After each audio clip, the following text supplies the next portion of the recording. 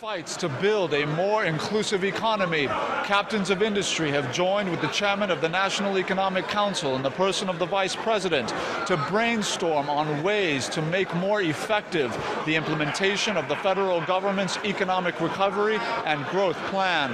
Exchange rates, and we also started to see inflation tick up quite a bit. At this summit, it is hard to find an empty seat. This is investor interest generated by a policy document being hailed in global capitals as one which pulled Nigeria out of an economic recession. But with reports that 2019 calculations are informing organized legislative obstruction on key budgetary and project funding instruments, the Economic Recovery and Growth Plan's implementation is being closely scrutinized. You've expressed concerns about whether it will be properly implemented, given Nigeria's past record with previous plans. And I appreciate these concerns. But I can assure you that this government is committed to the faithful implementation of the plan.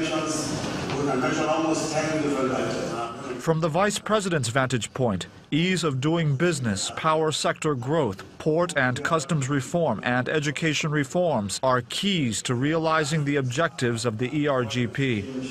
Overhauling the entire educational system is a long-term one, and of course we have our planning. In the short term, we're looking at vocational education, and we're ramping up vocational education in various institutions. The Ministry of Education has been mandated to look at how relevant vocational education, especially with private sector involvement.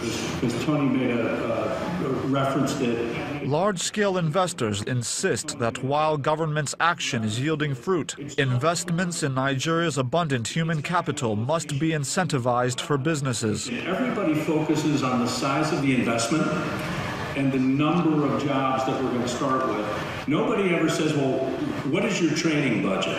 How much are you going to spend on developing people? How will you help develop your supply chain? Because all of those factors will determine whether the plant that we start that has 150 people grows to 300 or shrinks to 0. We cannot reverse what my viewpoint should about. At this summit was an emerging consensus that even as government continues to diversify the national economy, the effectiveness of state and local administrators in enabling localized investment is critical to the achievement of the policy's objectives. Ajuri Ngilale, Channels Television News.